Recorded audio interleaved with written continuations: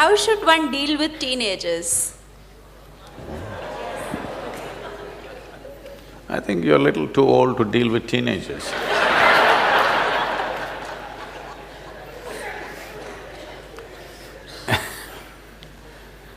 See,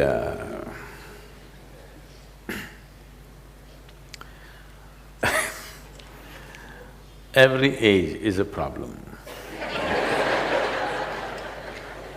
No, I'm talking about the ages. Stone Age was a problem. Iron Age was a problem, Bronze Age is a problem, Computer Age, serious problem. Isn't it so? Middle Ages were serious problems.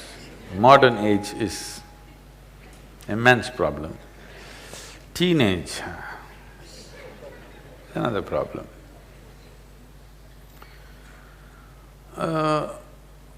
I hope you had a normal birth and…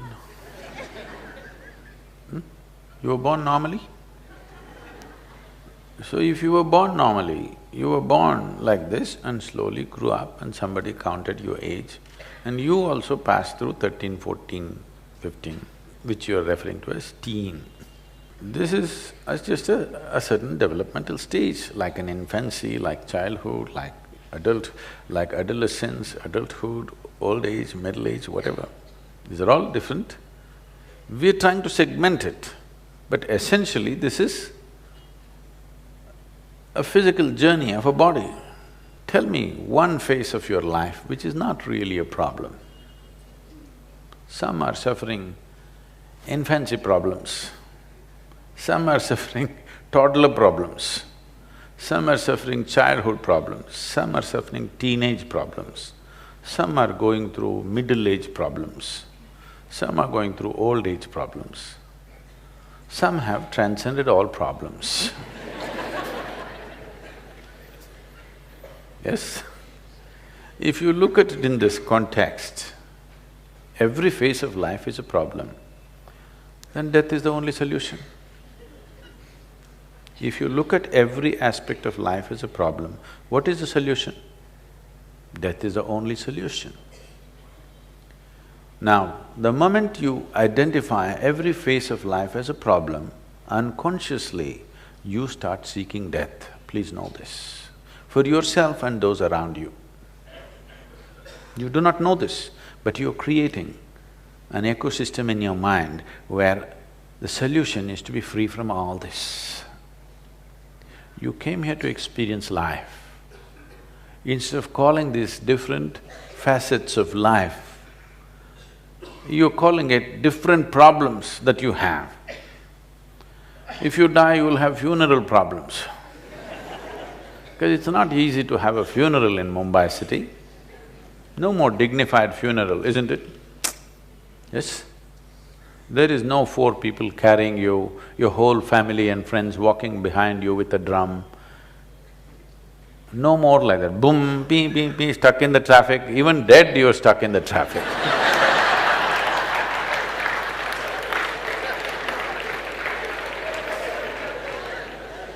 I want you to understand this. There are various types of situations in your life. They're just situations. Some you know how to handle, some you're yet to know how to handle.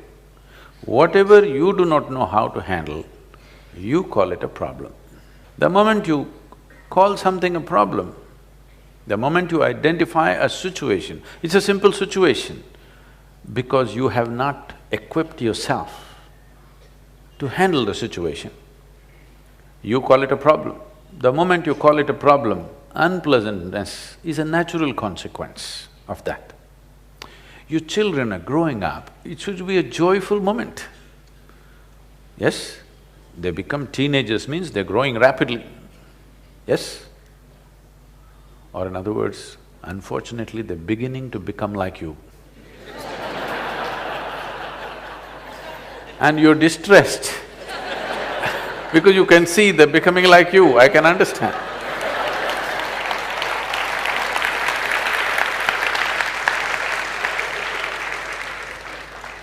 No, Sadhguru, that is not the problem. They're beginning to become something different. They don't even look like my children anymore. We have eulogized, we have unfortunately eulogized helpless states of life. When you say infancy and childhood, what you're talking about is a certain phase of our life when we are pretty helpless. Without outside help, we cannot survive or be anything. So we have eulogized this. Even so-called spiritual teachers are going about saying, I am a child.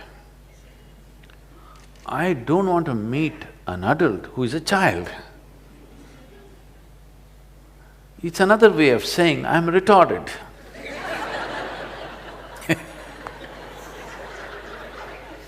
If you are stuck for your life in a 6-year-old's body, you are called dwarfed, isn't it? I'm using bad words, I know, it's not politically correct words. Okay, you are height impaired. Vertical impairment has happened to you. If you are stuck in a 6-year-old's mind, you are mentally retarded. No, you are what? Huh?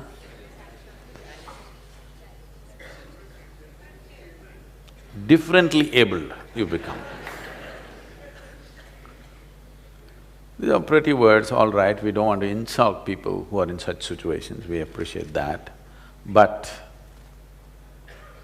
if you are eulogizing that state of a helpless phase in our lives, which is childhood, where without somebody else's support we cannot exist. If you eulogize that, you will remain that way forever, and that's what has happened. I cannot live without you. Do not understand this as some kind of a love affair. It is just like saying, I cannot walk without a crutch. I'm fine the way I am, but still, I'm willing to include you and involve my life with you. This is of great value. I cannot live without you is not of any great value.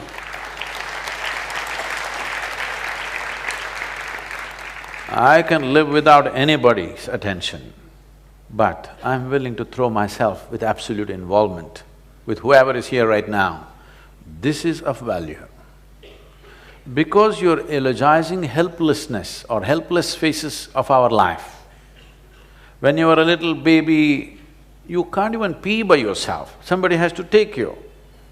I'm saying, I'm like a child means then I'm looking where are the diapers, please let's give him one, you know. Now what's happening with the so-called teenage is you got used to your child as a helpless creature. Now he is finding his own feet, you don't like it. You want to condense him into boo, boo, boo, my boo, boo. What you need is a toy or a doll to play with, or maybe a dog. A couple was struggling, not able to make a decision whether to have children or not. The debate between the husband and wife was, the husband wants to have children, the wife says, it's not necessary, we can get a dog instead. Because they couldn't settle it, they went to a marriage counselor. So they said, we are not able to make up our mind whether to have children or to get a dog. What should we do?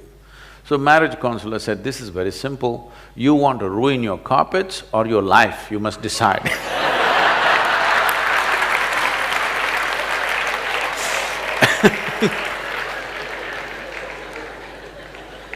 So, you must understand this. If your life is a concrete block, when I say a concrete block, it has clear defined boundaries. This is what I am, like just now Anupama was saying. Even a little child is saying, this is how I am.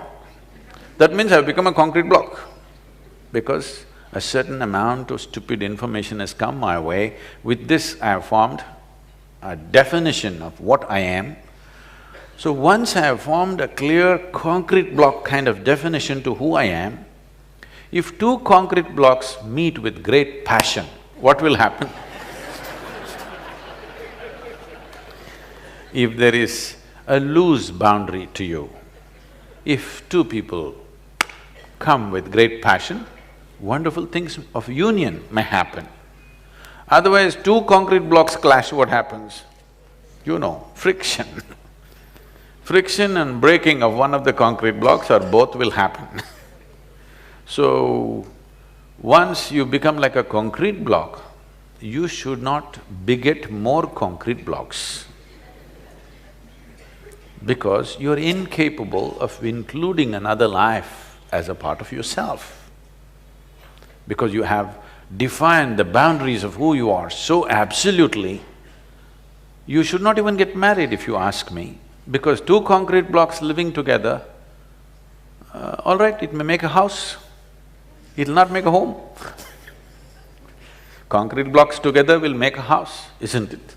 Nothing more beautiful than that will happen. We're already too overbuilt in Mumbai. We don't have to build more, okay? So children when they come, when they're helpless and for everything they look up to you, you think your children are magical because they're helpless. Suppose the baby popped out of you and stood up and said, "Hey, who the hell are you?"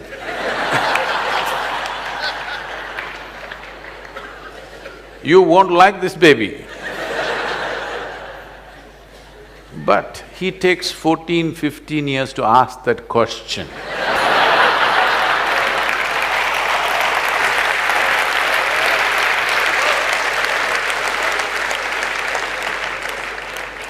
In fact, that is all a teenager is asking, okay, who the hell are you? So, if you want to be somebody to that new fresh life which has come, you must not have defined boundaries of who you are. Like when the child was infant, when it crawled, you crawled with him. Now your teenager wants to swing, you must be able to swing with him. No, you still wants to crawl with him. He's not interested. He's beginning to ask. Parents are looking ridiculous in the eyes of adolescents. Yes or no? Didn't your parents look ridiculous in your eyes? Unless you were old by the time you were 12. If you were young and energetic, your parents look ridiculous because they think still you need to be crawled around and choo-choo-choo, moo-moo-moo, poo-poo-poo to you. Every day life is changing within you because you're growing rapidly and the fools around you not able to grasp that, whoever they are. Usually, grandparents become little more endearing than parents because they have little faraway look, you know. A little faraway look because teenage means you're slowly getting poisoned by your hormones. Old age means you're being released from that. So they kind of understand.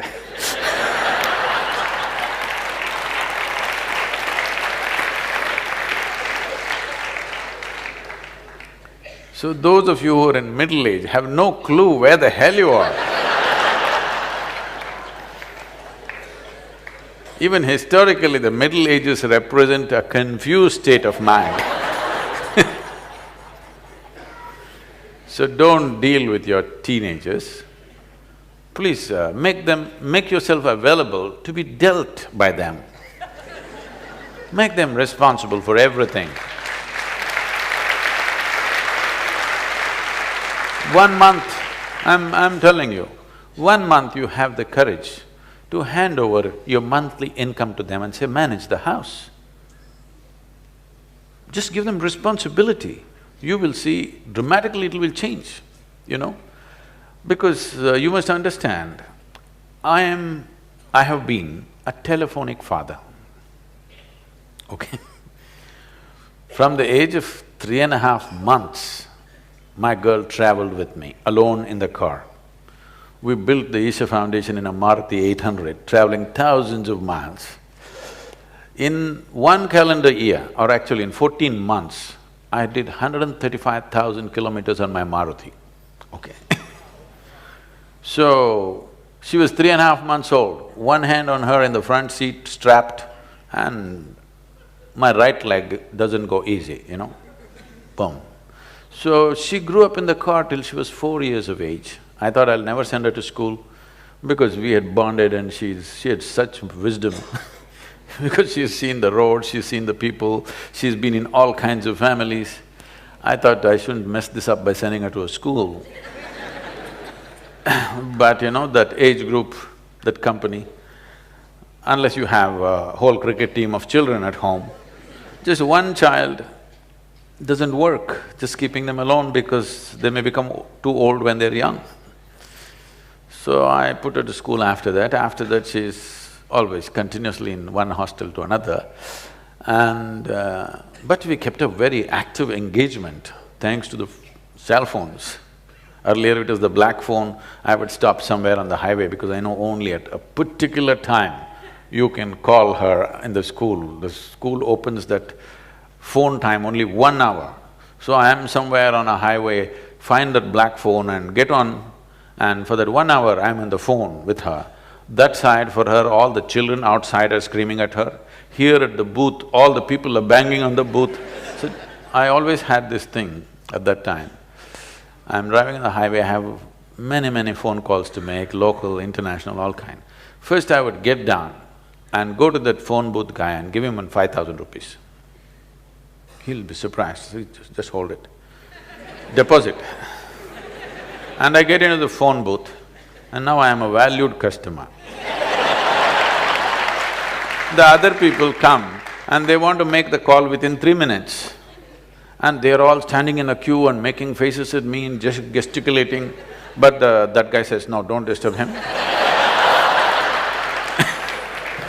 Because straight 5,000 rupees, I'm making international calls, all calls, because there was no cell phones at that time.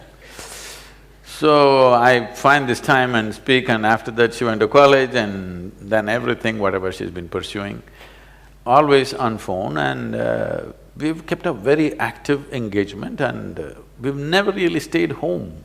If she comes for vacation, next day we'll be traveling somewhere, but never really at home.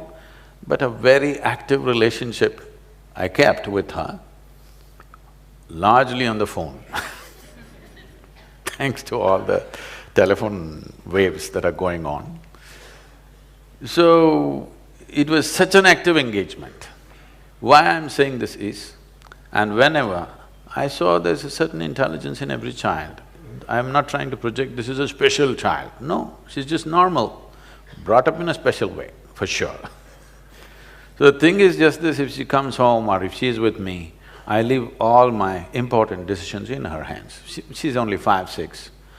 People's problems, foundation issues, administration, I just put it to her. She comes up with her own wacky solutions.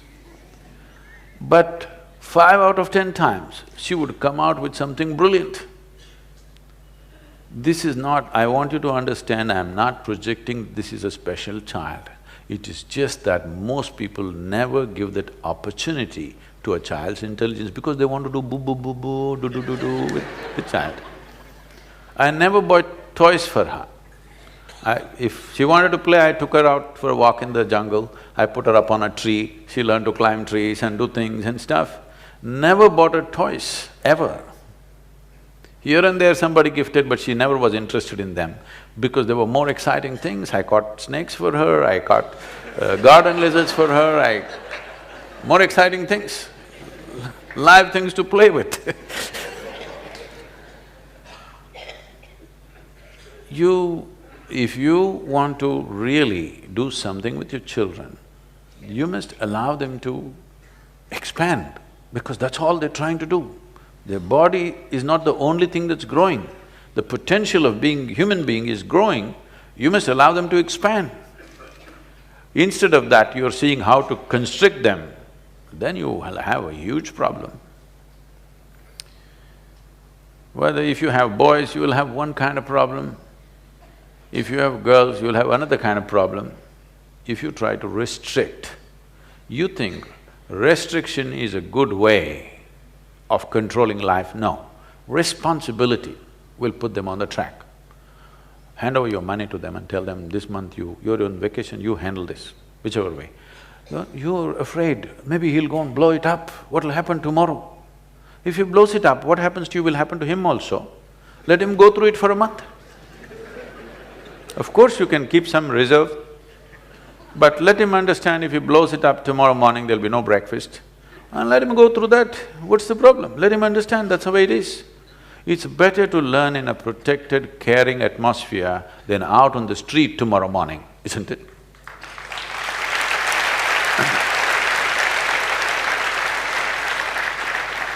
And above all, drop this damn thing that your child belongs to you. If you think this child belongs to you, when he's just coming into teens, he's telling you, God damn it, I don't belong to you. That's all he's trying to tell you, which you're not able to digest. Another life does not belong to you. If another life has chosen to be with you, please cherish that.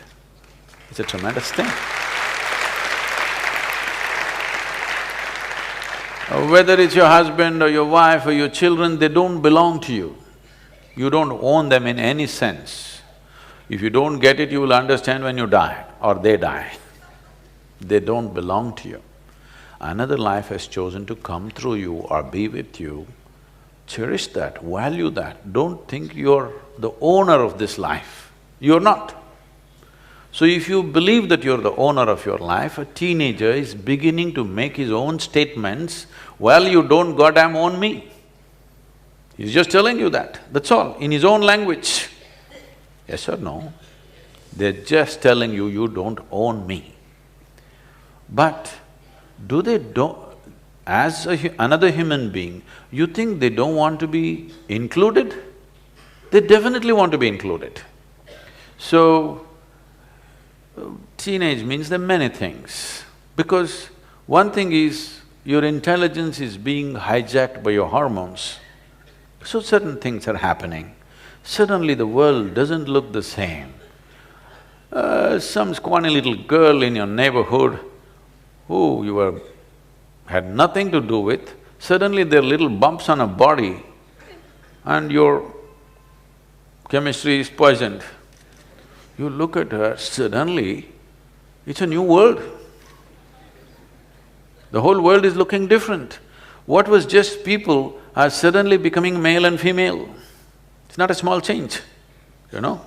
What were just people are suddenly becoming something else and something else. Suddenly you're interested in only half the humanity. It's a huge change. You will see boys don't even look at their mothers directly because they still can't take their eyes off the body parts. You must understand this, that it is new and he's like trying to come to terms with it. If you were a good friend, if they had problems, if they had struggles, they would talk to you. Because most parents are lousy friends, they make other friends and those friends give their own wacky advice because they're also in the same state. It is best if your child has a problem, they come to you, isn't it? Yes? But they will not come to you if you are a boss. They will not come to you if you have ownership over that life. They will not come to you if you are that horrible father or mother.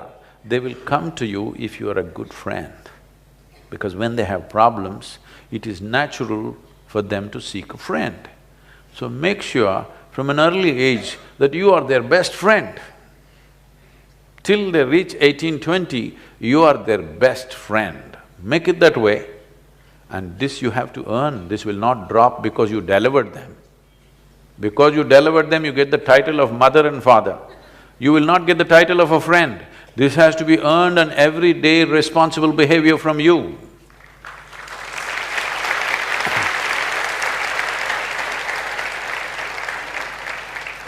I don't want to go too hard on you, we'll leave you here.